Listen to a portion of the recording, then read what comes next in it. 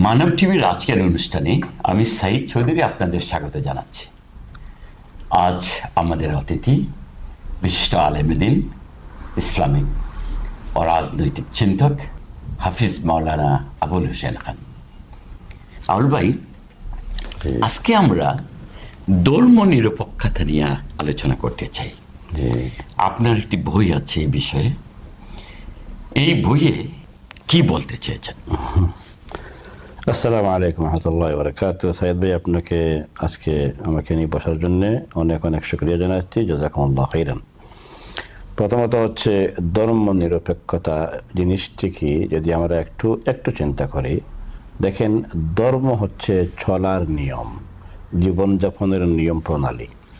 এখন যে আল্লাহ তাআলা আমাদেরকে সৃষ্টি করলেন তার নিয়ম প্রণালী যদি মানি, তাহলে এটার নামই হচ্ছে ধর্ম মেনে চলা। তাহলে আসেন একটা এক্সাম্পল দিই। আপনি নিজের হাতে একটা জিনিস তৈরি করলেন, আপনি এটাকে কোন দিকে চালাবেন, কিভাবে তার কাছ থেকে বেনিফিট নেবেন, এটা আপনি ভালো জানবেন, যেহেতু এটা আপনার নিজস্ব হাতের তৈরি। আমরা ঘড়ি কিনি এবং হাতে দিয়ে সুন্দর লাগে, টাইম দেখি। ঘড়িটা যে তৈরি করেছে সে জানে তার এটার সব মেকানিজম, তার সিস্টেম জানা আছে। এখন যদি আপনি একটা ঘড়ি কিনে এনে আপনি খোলাখুলি শুরু করেন, তো এটা আপনার জন্য যায় না, কারণ আপনি এটার এক্সপার্ট না। এটা যে বানাইছি ঘড়ি তার কাছে নিয়ে যাবেন, কোনো সমস্যা হয়ে গেলে বা তার কাছে গেলে পরে তার নাম আবার ইঞ্জিনিয়ার, তার নাম মেকার। সে নিজে এটাকে আপনার কী কী প্রবলেম হয়েছে তাকে বলবেন, ঠিকঠাক করে দিবে, কারণ সে হলো এটার এক্সপার্ট, সে বানাইছে এটা। এমনি করে যে কোনো মেশিন, আমি মোবাইল ইউজ করি, আমার ল্যাপটপ ইউজ করি, যে কোনো জিনিস ইউজ করি, এটা যখন একটু নষ্ট হয়ে যায় তখন তার কাছে নিয়ে গেলে ভালো, কারণ সে এটা তৈরি করেছে, তার সব নিয়মকানুন জানা আছে। এমনি করে আল্লাহ সুবহানাহু ওয়া তাআলা হচ্ছেন আমাদের স্রষ্টা, আপনারা স্রষ্টা, আমার স্রষ্টা, আমাদের স্রষ্টা, মানব জাতি সহ সারা ওয়ার্ল্ডের স্রষ্টা। তিনি জানেন আমাদেরকে কোন নিয়ম কানুনে চললে আমাদের শান্তি আসবে, এবং তিনি সেটা জেনেই আমাদের জন্য তিনি ইসলাম নামের এটাকে আমাদের জন্য ধর্ম হিসেবে দিয়েছেন, দিন হিসেবে দিয়েছেন। এখন আমরা যারা এই দিনকে আমরা বিশ্বাস করি এবং মেনে চলি, আমাদের মধ্যে মোটামুটি শান্তি আছে আমরা বলবো, কিন্তু এটা নিরপেক্ষ হওয়া যায় না। কারণ আপনি যদি বলেন যে আমি ধর্ম থেকে আলাদা থাকতে চাই, তাইলে আপনার বেশ কিছু সমস্যা হয়ে যাবে আপনার জীবন চলার পথে। আপনার খাওয়া দাওয়ার ক্ষেত্রে সমস্যা হবে, আপনার শোয়ার ক্ষেত্রে সমস্যা হবে, আপনার টয়লেট থেকে চুরি করে অনেক কাজেই সমস্যা হয়ে যাবে। আবার আপনি আসেন, আপনার সামাজিক কোনো কাজকর্ম করবেন, ওই জায়গায় গেলেও সমস্যা হয়ে যাবে। আপনি পলিটিক্স করবেন, ওখানে গেলেও সমস্যা হয়ে যাবে।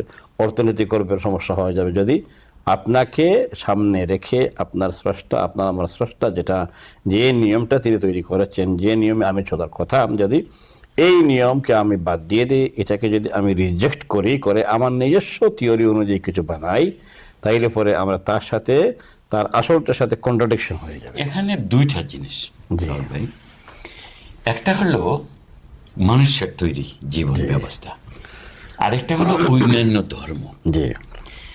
যারা যে ধর্ম পালন করছে তারা তো মনে করে তারা সঠিক করছে। তাই আমরা এটাতে শেষে আলোচনায় আসবো। আমরা প্রথমে যেসব সমাজ ব্যবস্থায় যেসব বিধি নিয়ম তৈরি করা হয়েছে, যেমন সমাজতান্ত্রিক ব্যবস্থা কিংবা অর্থনৈতিক ব্যবস্থা, পুঁজিবাদী সমাজ ব্যবস্থায় যদি বলি, কিংবা রাষ্ট্রীয় যে বিধি নিয়ম, আইন কানুন আছে, এইগুলো তো কিছু কিছু ক্ষেত্রে ইসলামের সাথে সাংঘর্ষিক। বেশিরভাগ ক্ষেত্রে সামাজিক প্রয়োজনে, রাজনৈতিক প্রয়োজনে, অর্থনৈতিক প্রয়োজনে তৈরি করা হয়েছে, একটা রাষ্ট্র কাঠামো পরিচালনার জন্য করা হয়েছে।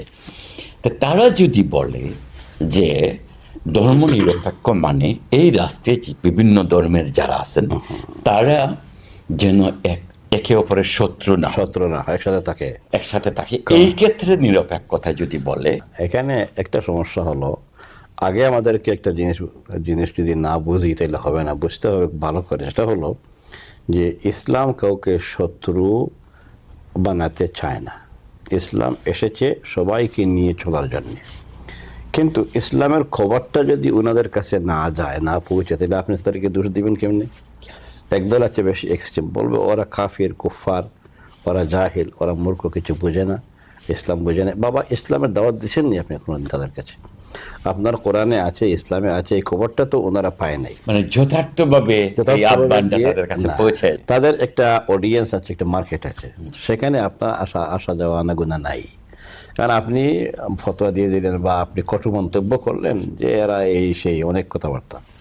তো এই যে অনেক কথাবার্তা আমি বললাম তাদেরকে, তাদের কাছে ইসলাম দেওয়ার পর, প্রেজেন্ট করার পর তারা যদি রিজেক্ট করে যে না আপনিও খারাপ, আপনার ইসলামও খারাপ, তখন যদি আমি কিছু বলি এটা মানায়। কিন্তু তাদের মার্কেটেও আপনি নাই, এদের জগতেও আপনি নাই, এদের অডিয়েন্সেও আপনি নাই। কিন্তু তারা এই নাই জগতে খালি ময়দানে তাই নিজেরা চিন্তা করেছে যে এইভাবে করে থিওরি যদি করি তাই আমার দেশে শান্তি আসবে।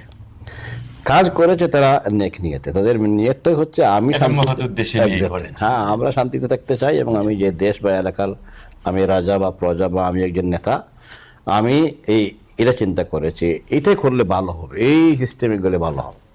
যখন সে তার নিজের থিওরি অনুযায়ী, তার চিন্তা চেতনা অনুযায়ী কিছু থিওরি দিয়েছে, এই থিওরি ছেড়ে দেওয়ার সাথে সাথেই কিন্তু বেশ কিছু ফলোয়ার সে পেয়ে গেছে। ও মনে করে যে হ্যাঁ স্যার যেটা চিন্তা করেছেন, আমাদের এই প্ল্যাটু সাহেব তিনি চিন্তা করেছেন, এই আইনস্টাইন সাহেব যেটা, এটাই হচ্ছে সবচেয়ে শ্রেষ্ঠ। আজকালকের এই পর্যন্ত যা আছে ফিল্ডে আমাদের বাজারে, এই বাজারের সকল কিছু আমরা আঁচ করে জাজ করে দেখেছি, পড়াশোনা করে স্টাডি করে দেখেছি, কনক্লুশনে এসেছি যে প্লেটো যেটা বলেছেন এটাই হচ্ছে আজকের কিন্তু আনফর্চুনেটলি এটা আমি বলবো আমাদের ওয়েস্টার্ন সোসাইটিতে যেসব আলেম ওলামা আছি, অথবা আমার বাংলাদেশে আছি, ইন্ডিয়ান সাবকন্টিনেন্টে আছি, আমাদের পক্ষ থেকে যেটুকু প্রেজেন্টেশন দেওয়া দরকার ছিল, ওনাদের সামনে পেশ করা দরকার ছিল, এটা করতে বোধহয় আমরা পুরোপুরি পারি নাই।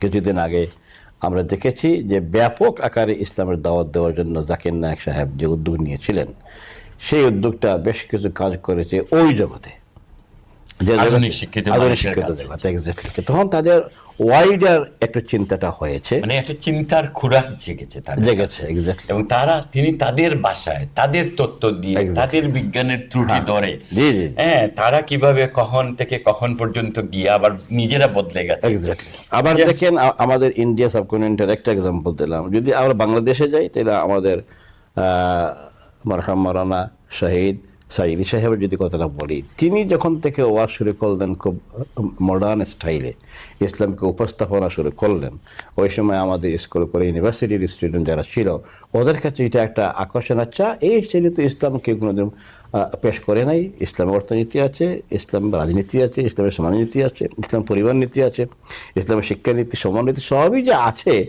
এই খবরটা কিন্তু আমাদের দেশের শিক্ষিত সমাজের মধ্যে পৌঁছায় নাই এর আগে। এটা আপনাকে স্বীকার করতেই হবে, এটা বাস্তবতা।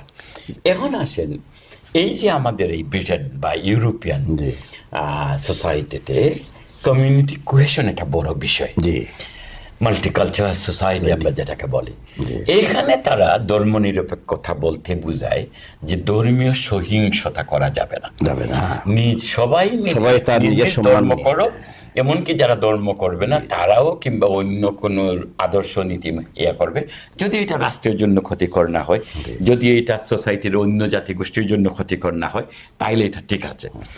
আর আমাদের সাবকন্টিনেন্টে বাংলাদেশ, ইন্ডিয়া, পাকিস্তান বা এশিয়ান ইয়েতে দেখা যায় যে যারা ধর্মনিরপেক্ষতা বলে কিন্তু তারা পূজা মণ্ডপেও যায়, অন্য ধর্মের অনুষ্ঠানেও যায়, সেখানে তার কোনো কিছু হয় না, শুধু মসজিদে গেলে বলে মৌলবাদী হয়ে গেছে, অথচ সে বলতেছে ধর্মনিরপেক্ষতা। সেখানে একটা মোটিভেটেড অ্যাটিটিউড নিয়ে তারা কাজ করে। এখন আমাদের এই ইউরোপের বাস্তবতায় যদি আপনি বলেন যে এখানে আমাদের ধর্মনিরপেক্ষতার অর্থটা তাহলে কি দাঁড়ালো? থ্যাংক ইউ, জাযাকাল্লাহ। আপনি খুব সুন্দর এবং খুব ডিপ একটা কোয়েশ্চেন নিয়ে এসেছেন যে ধর্মনিরপেক্ষ বিভিন্ন জায়গায় বিভিন্ন রূপে এটা কাজ করে। স্পেশালি ইউরোপে যখন আমরা আছি সেই সময় আমরা দেখবো তারা যে স্লোগানটা দেয় খুব সুন্দরভাবে আপনি বলেছেন, যে স্লোগানটা হচ্ছে তাদের যে মাল্টিকালচার সোসাইটিতে বাস করতে হইলে কমিউনিটি কোহেশনের নিয়ম এবং পলিসি অ্যাপ্লাই করে আমাদেরকে বাস করতে হবে। এই যে স্লোগানটা তারা দিয়েছে, এই স্লোগানটা মূলত ইংলিশে আমরা শিখেছি এখানে আসার পর, ইংল্যান্ডে আসার পর মেইনলি, কিন্তু এটা রাসূল সাল্লাল্লাহু আলাইহি সাল্লাম দিয়েছেন স্লোগানটা কোথায়? মদিনায়। একই মদিনার রাষ্ট্র রাসূল সাল্লাল্লাহু আলাইহি ওয়াসাল্লাম যখন কায়েম করলেন, কায়েম করার পর দেখেন তিনি ওই যে ইসলাম ভীতি একটা আছে না, ইসলামোফোবিয়া, এই ইসলাম ভীতিটা সেখানে আর কাজ করে নাই। কারণ তিনি পরিষ্কার বলে দিয়েছেন, আমার দেশে যারা মুসলিম আছো তোমরাও বাস করো, আর যারা খ্রিস্টান আছো, ইহুদি আছো, পৌত্তলিক আছো, ওই সময়কার যারা পৌত্তলিক, পরে তারা হিন্দু হয়েছে মনে করেন। এখন পৌত্তলিকে তোমরা যদি তোমাদের এই পিতল পূজা করো, তোমাদের যদি নিজের হাতে হাত দিয়ে বানাইয়া, মাটি দিয়ে বানাইয়াও কয়টা তোমাদের রব, সমস্যা নাই। সমস্যা হলো এখানে যে একটা দেশের নাগরিক হিসেবে যদি সবাইকে সম্মান করতে না চিনো, এটা সমস্যা। এবং একে অন্যের কোনো ধর্মকে এই আক্রান্ত করা যাবে না এবং কোনো বদনাম করা যাবে না। যার যার যেটা আছে ধর্ম বিশ্বাস, যেন সে তারটা সম্মানের সাথে পালন করতে পারে। এবং যেন কমিউনিটি কোহেশন হচ্ছে ওইটা, যে যখন হিন্দু কোনো লোক বা পৌত্তলিক কোনো লোক তার মন্দিরে গিয়ে সে নিজে তার অর্চনা দিবে দিক, যিনি আছেন অমুসলিম, কে বলে খ্রিস্টান আছেন, আপনি গিয়ে আপনার চার্চে ঢোকেন।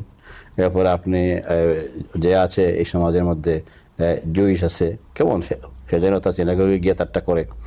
কেউ যেন কারো সাথে কোনো দ্বিধাদ্বন্দ্ব না যায়, আক্রান্ত না করে। আপনার কাজ হচ্ছে একজন সত্যিকারের মুসলিম হিসেবে আপনি দিনের কথা প্রকাশ্যে বলবেন। এটা যদি কোনো চার্চ থেকে এসে কোনো খ্রিস্টিয়ান ইসলাম কবুল করে ফেলে, এটা আপনার দোষ না, এবং এটা তাকে চাপ দেওয়া নয়। যে রাসূল সাল্লাল্লাহু আলাইহি ওয়াসাল্লামের সময় তিনি মদিনায় যে দিন প্রতিষ্ঠা করেছিলেন, সেই দিনটাই ছিল মেইনলি কমিউনিটি কোহেশনের দিন। অর্থাৎ যারা সেখানে ছিল ইহুদি, খ্রিস্টান, এরপরে অন্যান্য ধর্মাবলম্বী, বিশেষ করে যারা পৌত্তলিক ছিল, তাদের কোনো একটা ধর্মীয় কাজে আঘাত না দেওয়ার জন্য রাসূল সাল্লাল্লাহু আলাইহি ওয়াসাল্লাম পরিষ্কার করে তিনি উল্লেখ করেছেন। যার ফলে কোনো মুসলমান কোনো হিন্দুকে, ওই সময়কার পৌত্তলিক যারা ছিল ওদেরকে হোক, খ্রিস্টানদেরকে হোক, কেউ কাউকে কোনো আঘাত করে নাই, মানে কেউ কাউকে বাধা দেয় নাই, কোনো বাধা দেয় নাই। শুধুমাত্র ছিল শরিয়া শর্ত এটা, যে তোমরা বাস করো তোমাদের এলাকায়, কিন্তু তোমরা এই ইসলামী রাষ্ট্রের যেটা এই জিজিয়া আসবে, মানে করটা দিবা, আর কোনো সমস্যা নাই। এবং যদি তোমরা অনিরাপত্তা বোধ করো, আমাদের সাথে যোগাযোগ করো। তার মানে প্রকৃত মাল্টিকালচার সোসাইটি Society ওই বলতে সময় যা ছিল। বোঝায়, কমিউনিটি কোহেশন বলতে জি। যা বোঝায়, সেটা রাসূল জীবনে ছিল। জি জি জি এবং মদিনার লাস্টে এটা এস্টাবলিশ ছিল। এস্টাবলিশ ছিল। অতএব আমি একটা কথা বলি এখানে, সেটা হচ্ছে যে আমরা মনে করি ইউরোপে বসবাস করছি, ইউরোপিয়ানরা খুব ভালো জাতি, এবং এদের কাছে আমরা এসেছি, আমরা এখানে শ্রম দেই, তাদের এখানে আমরা কাজ করি, পয়সা নেই, ওরা শান্তিতে বাস করে। এটা একদম ঠিক কথা। কিন্তু আমাদেরকে এটা যদি আমরা ভুলে যাই, তাহলে হবে না। সেটা হচ্ছে যে রাসূল সাল্লাল্লাহু আলাইহি ওয়াসাল্লাম ছিলেন সবচেয়ে বড় ইউরোপিয়ান। কেমনে? ওই সময় তো ইউরোপের নামগন্ধ ছিল না, বা ভূখণ্ড ভিত্তিক কিছু ছিল না। রাসূলুল্লাহ সাল্লাল্লাহু আলাইহি ওয়াসাল্লামের কাছ থেকে এই শিক্ষাটা ওনারা নিয়েছেন, কর্য করে নিয়েছেন। সেটা হচ্ছে যে রাসূল সাল্লাল্লাহু আলাইহি ওয়াসাল্লাম কমিউনিটি কোহেশন এস্টাবলিশ করেছেন, যে লা ফাদলা লি আরাবিয়্যিন আলা আজামিয়্যিন ওয়ালা লি আসওয়াদা আলা আহমারা ওয়ালা লি আহমারা আলা আসওয়াদা। তিনি পরিষ্কার করে বলে দিয়েছেন কয়েকটা কথা এখানে। এক নম্বর হচ্ছে কারো কোনো ধর্মীয় স্বাধীনতার উপর আঘাত করা যাবে না। দুই নম্বর তিনি বলে দিয়েছেন সাদার উপর কালোদের কোনো প্রভাব নাই, এবং কালোদের সাদার উপর কোনো প্রভাব থাকবে না আজকের থেকে। এবং তিনি আরো শক্ত করে বলেছেন কোনো রেইসিজম চলবে না। আরবের উপর অনারবদের এবং অনারবদের উপর আরবদের কোনো প্রভাব, প্রতিপত্তি, কোনো কিছু চলবে না।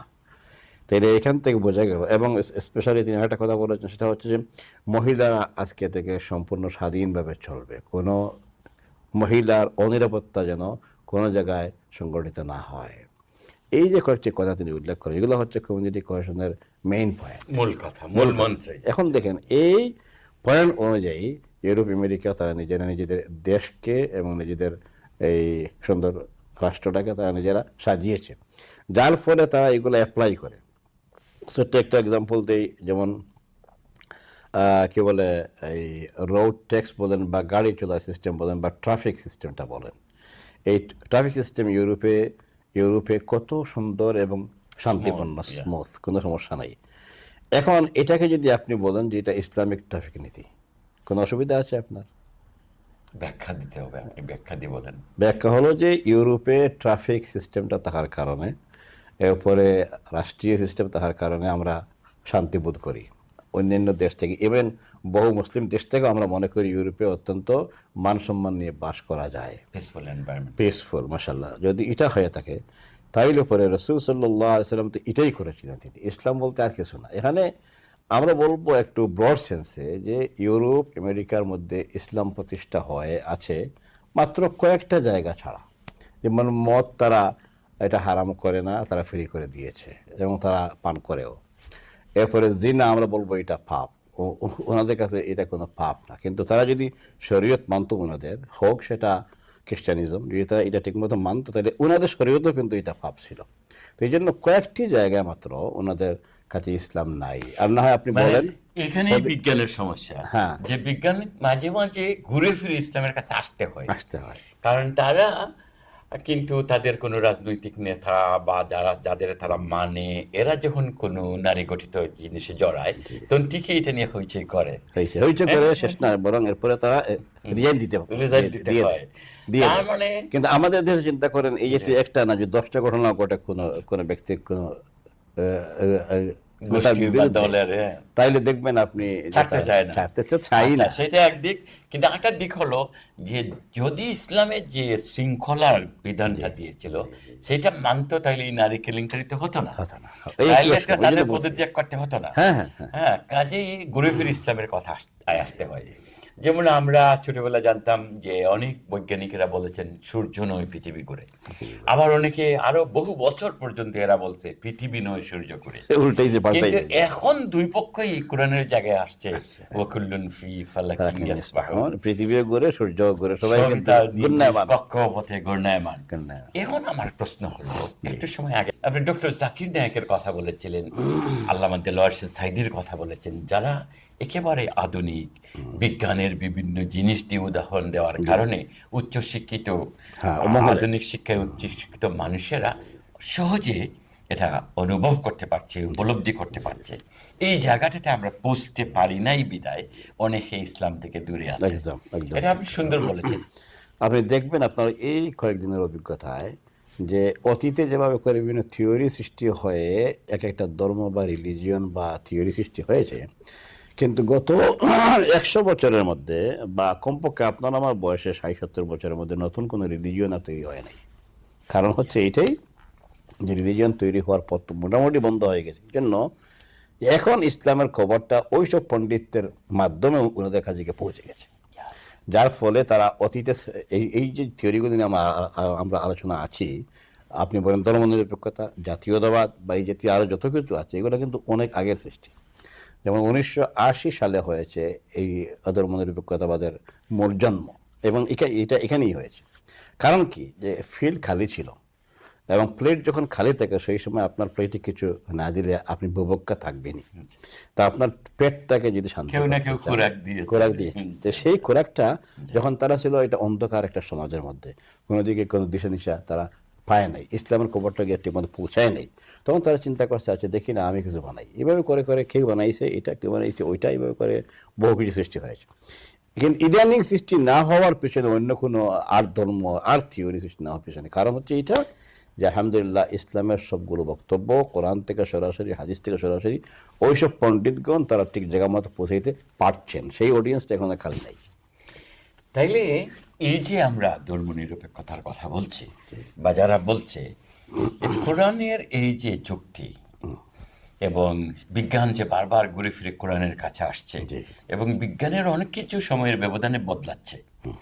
এক সময় এই ইনজেকশনটা ভালো মনে করা হয়েছে, পরবর্তীতে বলা হচ্ছে না এটাও কিছু হার্ম সাইড আছে, নতুন করে আবার বানানো হচ্ছে। কিন্তু ইসলামের কোনো থিওরিতে, কোনো পয়েন্টে সেটা বলার এখনো কেউ দাঁড়াইতে পারে নাই যে ইসলামের এইটা ক্ষতিকর। হ্যাঁ, ইসলাম এটা একটা চ্যালেঞ্জ দিয়েছে। ইসলাম চ্যালেঞ্জ দিয়ে বলেছে, যেমন করে আল্লাহ তাআলা বলেছেন কোরআনের ব্যাপারে, যে কোরআনটাকে আমাদের বুঝতে হবে যে এটা একটা বুক না, এটা হচ্ছে থিওরি বুক।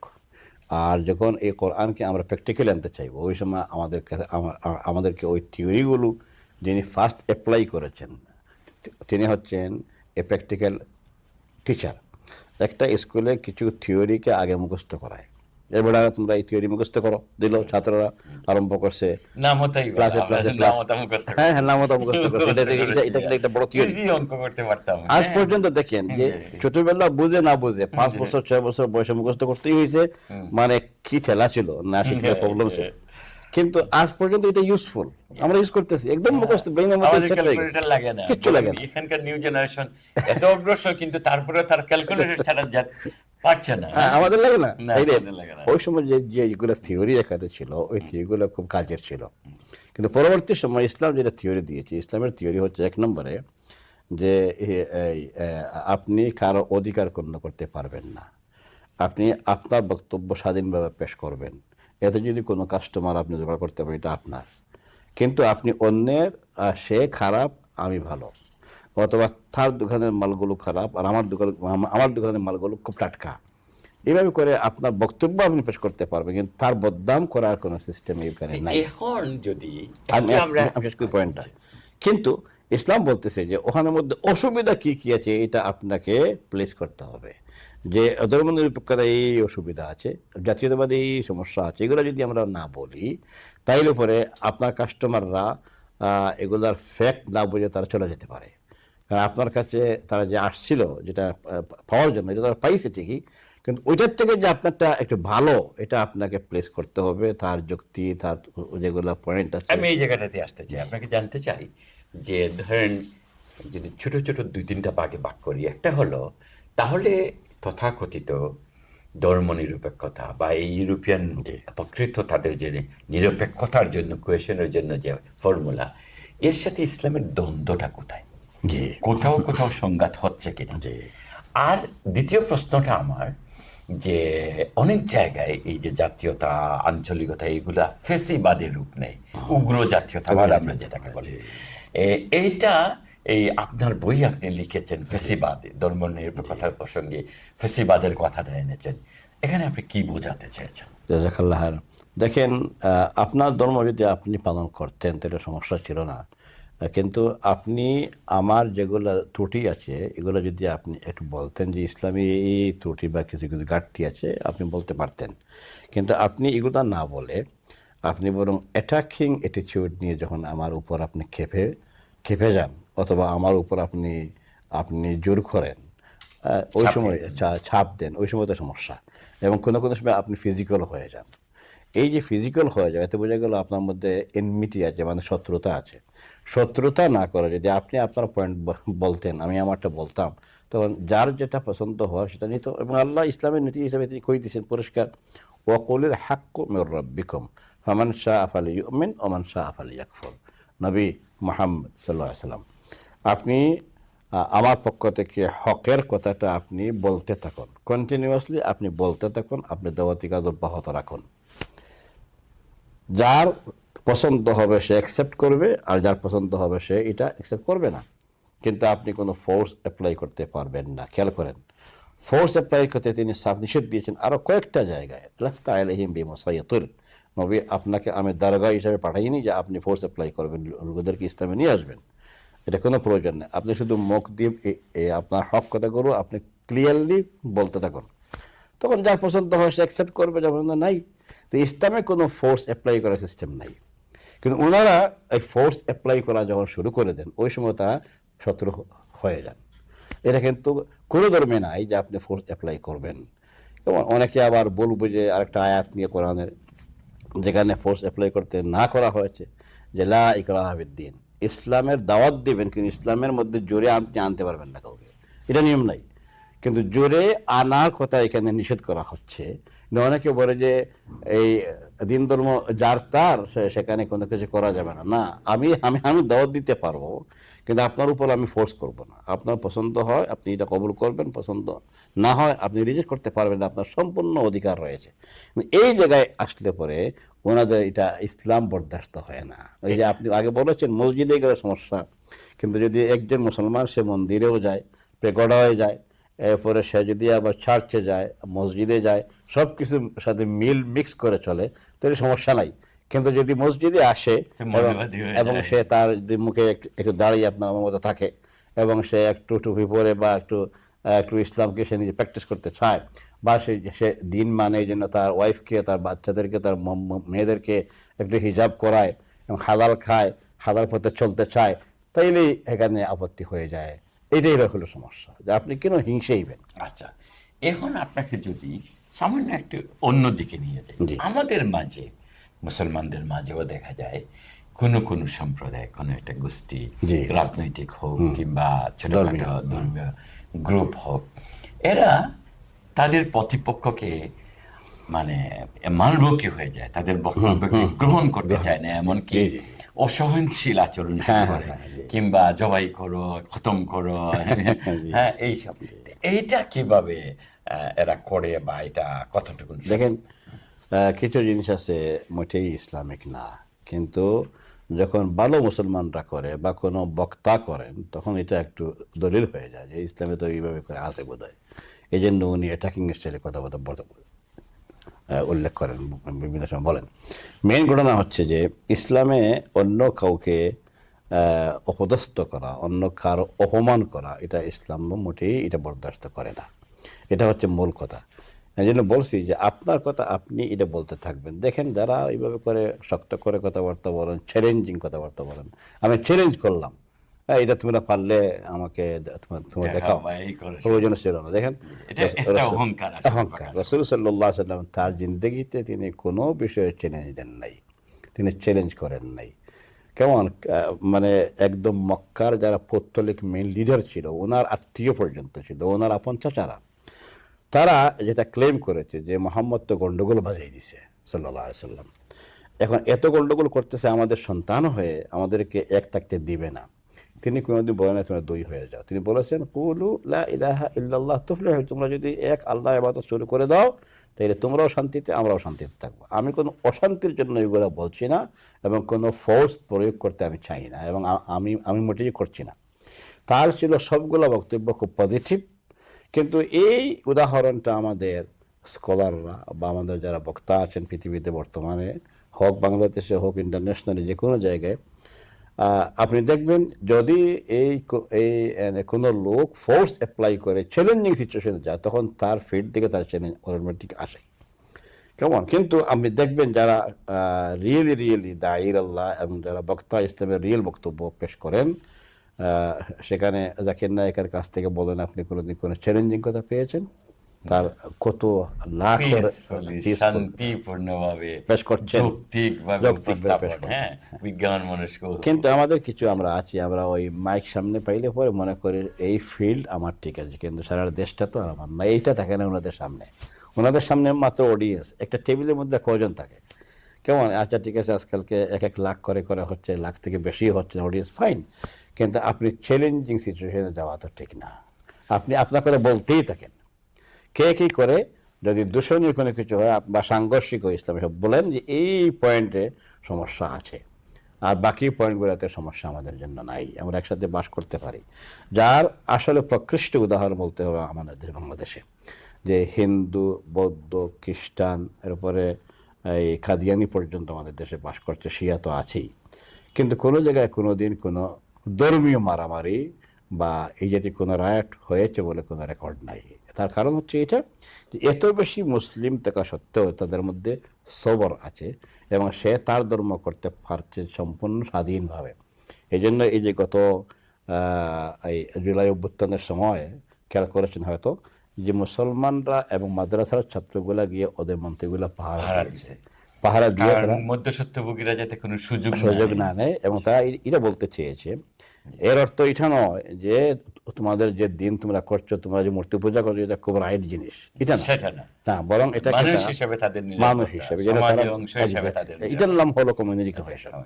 এই কমিউনিটি কোহেশনে যদি কোনো বাধা না হয়, থার্ড পার্টি যেন এসে রাতে বা দিনে কোনো সময় সুযোগ সন্ধানী হয়, তারা যেন অ্যাটাক করে, এটা যেন প্রতিমান না করতে পারে যে আমরা একসাথে বাস করছি, এখানে কোনো ইয়ে নাই, শান্তি নাই, নিরাপত্তা নাই আমাদের। কিন্তু অতি সম্প্রতি অবশ্য একটা ভালো লক্ষণ, বেশ কিছু ইসলামী অনুষ্ঠানে অন্যান্য ধর্মাবলম্বীরা, বিশেষত হিন্দু নেতারা এসে চমৎকার সব বক্তব্য রাখছেন বাংলাদেশের জন্য। এই বিষয়টাকে আপনি কিভাবে দেখছেন? আমি দেখছি এটা এই জন্য যে, দেখেন, আপনি যখন ইনসাফের কথা বলবেন, ইনসাফ অর্থাৎ আপনি সবাইকে সহ্য করে চলেন, সবাইকে সম্মান করেন।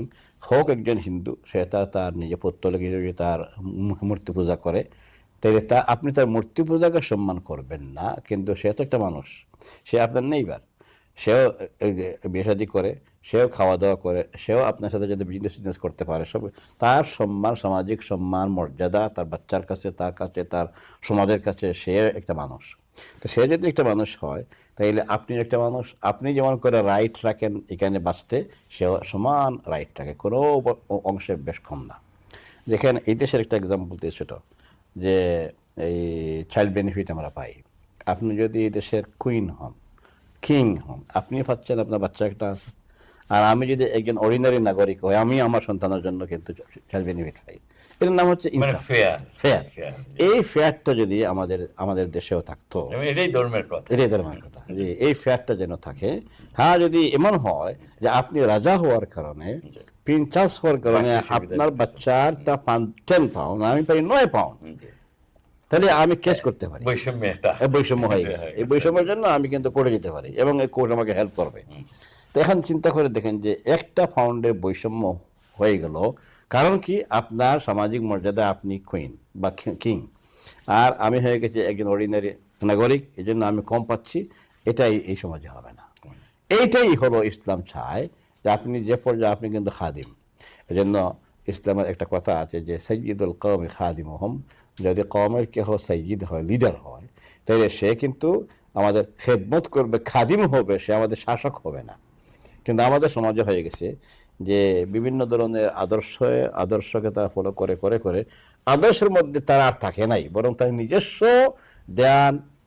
ধারণায় নিজেরা ফোর্স করে করে, যেমন অতীতে যারা শাসন করেছে, নাম দিয়েছে তারা 4টা স্লোগান, যে আমরা ধর্মনিরপেক্ষ, এরপরে বাঙালি জাতীয়তাবাদ, এরপরে আরো কি কি, এগুলো তারা নাম দিয়েছে এই 4টা, কিন্তু আদতে, খাসলতে, অ্যাপ্লিকেশনে কোনো জায়গায় কিন্তু তারা এই 4টার আশেপাশে ছিল। তাদের ছিল দুই নীতি, একটা ছিল ফোর্স অ্যাপ্লাই করতে হবে, সেই ফোর্সটা প্রয়োজনে বন্দুক দিয়ে অ্যাপ্লাই করবো, আর একটা হচ্ছে নীতি যে আমাদের যা ইচ্ছা তাই করবো। 4 মূলনীতি কোনো কথা না, যা ইচ্ছা তাই। শোষণ, এটার নাম হচ্ছে শোষণ। এটার নামে শেষ পর্যন্ত গিয়ে এটা ফ্যাসিবাদে পরিণত হয়ে গেছে। আপনার প্রশ্ন ছিল ফ্যাসিবাদের অবস্থা। ফ্যাসিবাদ কোনো আলাদা কোনো জিনিস না। এটা হচ্ছে যখনই আপনি আপনার মন মতো, ইচ্ছা মতো অন্যকে ছাপ দিবেন, অন্যকে আপনি কোনো কিছু করতে দিবেন না, এটার নাম হয় জুলুম। ইসলামে বলে জুলুম। আর এই জুলুম তন্ত্রটাকে আমরা যদি এখন বাংলায় বা ইংলিশে আমরা এটা আদায় করতে চাই, তখন তার নাম হচ্ছে এটা ফ্যাসিবাদ হয়ে যায়, যে আপনি অন্য কাউকে সহ্য করবেন না, একমাত্র আপনি একলা, আপনার তন্ত্র মন্ত্র যা বলবেন তাই আইন। এখন আপনাকে যদি প্রশ্ন করি যে এই যে আমরা ইসলামী সমাজ ব্যবস্থার কথা বলছি, ইসলামী রাষ্ট্রের কথা বলছি, সেখানে ইসলামী রাষ্ট্রের নামাজ যদি বাধ্যতামূলক করা হয়, তাহলে যারা নামাজ পড়ে না এবং যারা অন্য ধর্মাবলম্বী, তাদের ক্ষেত্রে তো আর বাধ্যতামূলক হচ্ছে না, কিন্তু যারা মুসলমান অথচ নামাজ পড়ে না, তাদের ক্ষেত্রে এই যে নীতি, এই নীতিকে কি আপনি কিভাবে দেখবেন? ইসলাম, আমি আগে উল্লেখ করেছি, ইসলাম হচ্ছে সবার জন্য সমান নীতি অ্যাপ্লাই করবে। কেমন? ইসলাম, যদি আপনি মুসলিম হন, তাইলে আপনাকে নামাজ পড়তে আল্লাহর হুকুম।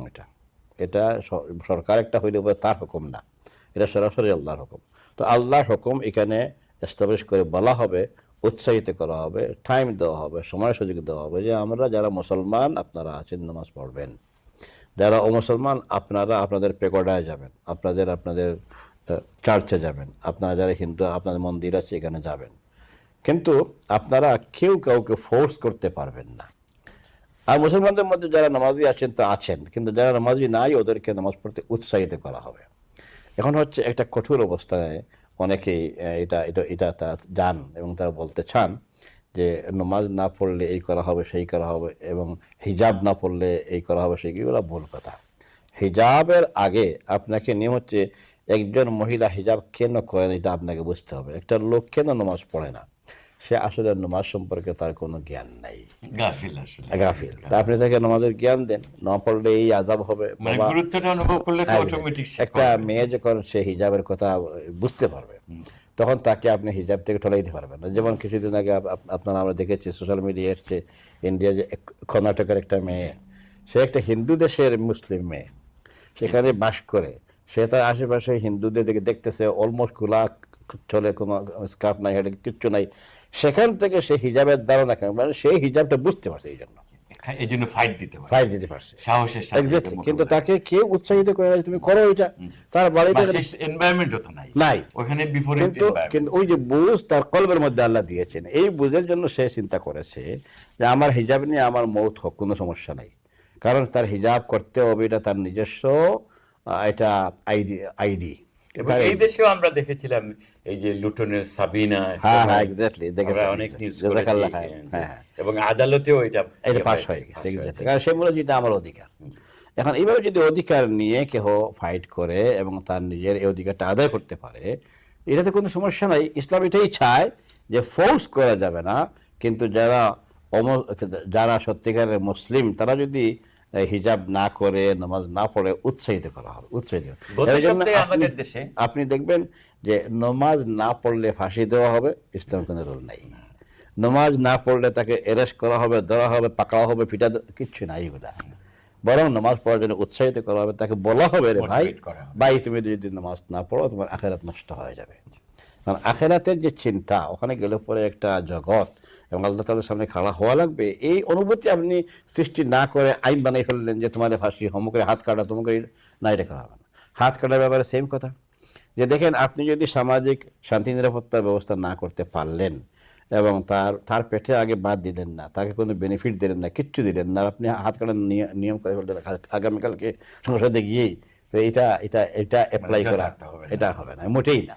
বরং আগে পেটে বাদ দেন, সামাজিক নিরাপত্তা নিশ্চিত করেন, তারপরে যদি তালাশ করে দুদক পাঠিয়ে খবর পাওয়া যায় যে তার স্বভাবের কারণে সে চুরি করেছে, কেমন, তার কোনো উপাস নাই, তার কোনো অশান্তি নাই, কিচ্ছু নাই, বাচ্চা কাচ্চারা পড়ালেখায় ভালো, কিন্তু সে তার অভ্যাসবশত এই কাজটা করে, তখন তার হাত কাটবে। কারণ রাষ্ট্রীয় আইনেও তো আছে একবারে সর্বোচ্চ ফাঁসি পর্যন্ত আছে, তার মানে তো আইন তো একটা থাকতে হবে, শৃঙ্খলা থাকতে হবে। তাইলে যথার্থ আইন, অর্থাৎ ইসলামের আইন মানলে কোনো সমস্যা নেই, ক্ষতির কোনো কারণ নেই।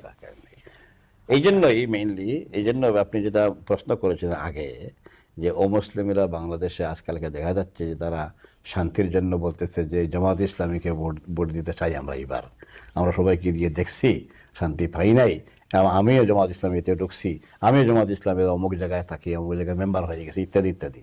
এটা একটা উৎসাহের কারণ যে দেখেন তারা মুসলিম না, অমুসলিম লোক, কিন্তু অবজারভেশনে তারা পেয়েছে এটা হচ্ছে শান্তি। যে জামাত ইসলামীকে বলা হচ্ছে তারা অমুসলিম নিধন করে, অমুসলিমদেরকে তারা সাম্প্রদায়িক ইত্যাদি, কিন্তু ওই লোকগুলাই এসে বলতেছে না, ওদের কাছে আমরা ছিলাম না নিরাপদ, বরং জামাতের কাছে আমরা নিরাপদ ফিল করি। এবং যেহেতু এরা চুরি চামারি করতেছে না, লুটপাট করতেছে না, ধান্দা করতেছে না, তার মানে তো আমরা ফেয়ার পাবো। আমাদের দেশে নতুন প্রজন্ম ইসলামের দিকে খুব আগ্রহ নিয়ে এগোচ্ছে। অতি সম্প্রতি সারা দেশেই, অন্তত বিভাগীয় শহরগুলোতে, ডক্টর মিজানুর রহমান আজহারের মাহফিলে বিপুল সংখ্যক মানুষ, এবং এর বেশিরভাগই নতুন প্রজন্ম। এই যে নতুন প্রজন্ম ইসলামের দিকে আসা, এবং এই যে একটু আগে আমরা বললাম যে অন্যান্য ধর্মাবলম্বী মানুষ ইসলামী দলগুলোর সমাবেশে এসে ইসলামের পক্ষে, ইসলামী সমাজ ব্যবস্থার পক্ষে সার্বভৌম শান্তি খুঁজে পাচ্ছে, এই ক্ষেত্রে আপনার কোনো পরামর্শ বা সাজেশন আছে কিনা দেশবাসীর প্রতি? জাযাকুমুল্লাহ খায়রান, এত সুন্দর একটা প্রশ্ন নিয়ে আসছেন। দেখেন, যখন ফিল্ড খালি থাকে ওই সময় মানুষ অপেক্ষা করে যে কেউ যদি আমাকে কিছু শান্তির কথা একটু দেয়, কোনো একটা ইনফরমেশন দেয়, তাহলে আমি তাকে মহব্বত করব। ফিল্ড খালি ছিল আমাদের বাংলাদেশে, এবং দুইজন নারী অনেক দিন থেকে শাসন করে আসছেন। আগে আমাদের দেশের মানুষ মোটামুটি জাতীয়তাবাদ সম্পর্কে যেটুকু ছিল তারা এটার শাসন কী পর্যন্ত করেছে তা পেয়েছেন। সেকেন্ড টাইম যখন আওয়ামী লীগ আসলে পরে এই ধর্মনিরপেক্ষতাবাদকেও মানুষ এটা আজ করলো, তখন দেখলো যে এটার নাম যদি হয় জুলুমতন্ত্র। স্পেশালি আমাদের ইয়তরা দেখেন, তাদের কয়েকটা জায়গায় সমস্যা হয়ে গেল। এক নম্বর হচ্ছে জবের ব্যাপারে বেশ ধরনের সমস্যা হয়ে গেল। সেকেন্ড হচ্ছে এডুকেশন দিয়ে আপনি মানুষ বানাবেন, এই যে এডুকেশনকে একদম ধ্বংস করে দেওয়া হয়ে গেল। থার্ড হচ্ছে অনৈতিকতা ছাড়া কোনো জাতি আগাতে পারে না, এটাও শেষ হয়ে গেল।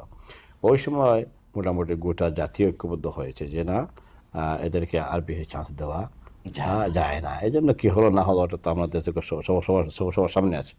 আমি যেটা বলতে চাইবো সেটা হচ্ছে যে এখন আর ফিল্ডটা খালি না, এখন অডিয়েন্স কিন্তু খালি না, এখন অডিয়েন্সের কাছে অনেক খবর সবর এসে গেছে, যার ফলে এখন যে আপনি বলতেছেন যে আজহারি সাহেবের মাহফিলে অসংখ্য মানুষ আসে, মানে মানুষ তো বলতেছে লাখ লাখ, বলবো আমরা বিপুল, যেটা একটা জোয়ারের ডল নেমেছে।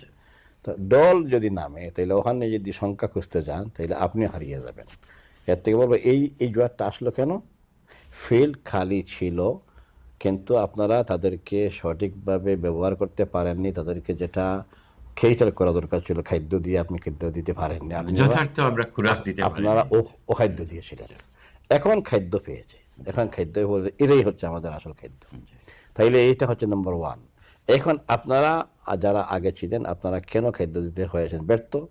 যে নাম ছিল ধর্মনিরপেক্ষতাবাদ, যদি এটাই ঠিক থাকতো ঠিক ছিল, কিন্তু আপনারা এই নামে এসছেন, এসে আপনারা এই জুলুমশাহীকে বা ফেসিবাদকে আপনারা কায়েম করেছেন।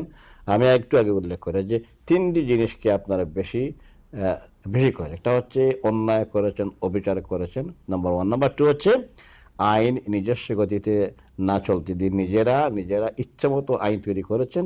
তিন নম্বর হচ্ছে যে ফোর্স অ্যাপ্লাই করতে যে কারো অসম্মান, মানহানি ইত্যাদি কোনো কিছুকে পরোয়া করেননি। প্রয়োজন হয় ফাঁসি লাগাইতে হয়, ইচ্ছা মতো আপনারা আইন তৈরি করে ফাঁসি দিয়ে মিথ্যা সাক্ষী সব কিছু এই কাজগুলো করার ফলে আরো তিনটা সামাজিক অপরাধ করেছেন আপনারা, সেটা ছিল আমি বলছিলাম, নাম দিয়েছেন ধর্মনিরপেক্ষতা কিন্তু শিক্ষা শেষ করে দিয়েছেন। এটা তো কোনো নিরপেক্ষ ধর্মের মধ্যে এটা নাই। আপনি শিক্ষা শেষ করেছেন, জব দিবেন না ব্যবস্থা করেছেন, কাদেরকে দিবেন তা আপনারা ক্লিয়ারলি কই দিয়েছেন, আপনাদের একটা গোষ্ঠীকে দিবেন। এইসব অপরাধের কারণে মেইনলি যখন দেখেছে লোকেরা যে না এগুলো সব হচ্ছে অন্যায়, তাহলে ন্যায়ের কোনো পথ আছে কিনা। এখন আজহারি সাহেব বলেন বা আবু হামজা নাকি আর কে আছেন, মাশাআল্লাহ, তারা সুন্দর সুন্দর বক্তব্য দিয়ে বলছে। এটা এমনকি আমির জামাতের বক্তব্যে এত মানুষ হয়, শফিকুর রহমান সাহেব একজন হিন্দু এই 5-6 দিন আগে একজন হিন্দু বলছে যে আমি তাজ্জুব হয়ে গেছি, এই এলাকায় এত মানুষ সমাবেশে আসে তো দেখি নাই।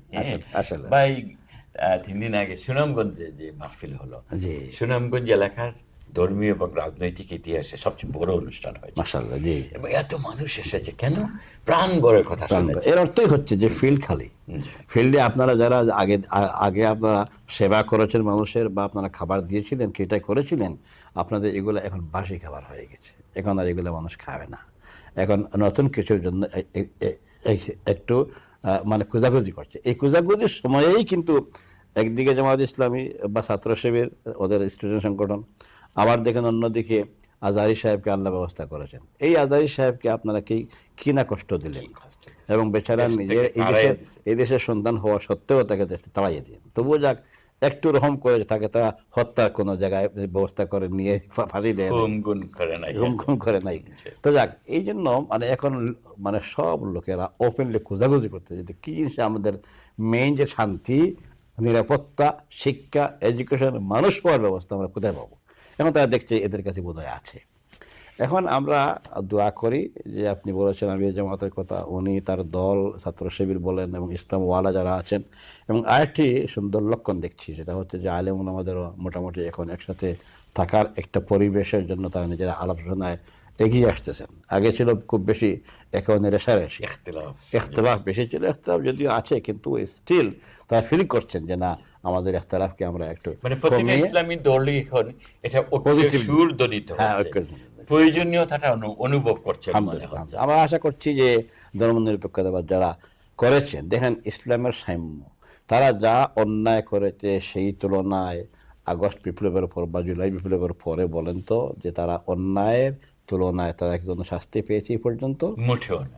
একটা লোক তাদের আহত নিহত হওয়ার কোনো খবর কোনো জায়গায় আসে নাই। বা ছোটখাটো যদি কোনো কিছু হয়ও মোটা দাগে তারাই তো বলেছিল 5 লাখ 10 লাখ মানুষ মারা যাবে, 25 লাখ মানুষ মারা যাবে। তারা এটাই হচ্ছে ইসলাম। কারণ হচ্ছে যে এই সংগঠনের যারা আমির বা যারা দায়িত্বশীল তারা পরিষ্কার বলে দিয়েছে জনগণের উপর কোনো জুলুম করা যাবে না।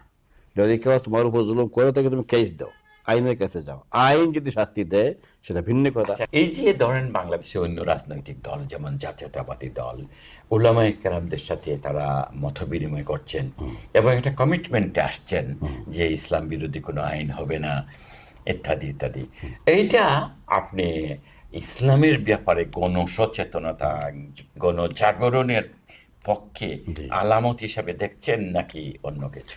দেখেন, আসলে এই বেজালের সাথে মিলেমিশে আপনি কোনো জিনিসকে পিওর করতে পারবেন না। দেশে যে ইসলামের পক্ষে যে গণজাগরণ হয়েছে এটার আলামত কিনা যে যারা এমনকি ইসলামী দল না, ও আচ্ছা, জাতীয়তাবাদী বা অন্য কোনো বিজ্ঞান ভিত্তিক হোক আর যেভাবে অন্য কোনো আদর্শ বা মডেল নিয়ে কাজ করেন, তারাও ইসলামওয়ালাদের কাছে টানবার চেষ্টা করছেন এবং কমিটমেন্ট দিচ্ছেন যে ইসলাম বিরোধী কোনো আইন আমরা কার্যকর করবো না। এটাকে আপনি কি বলেন?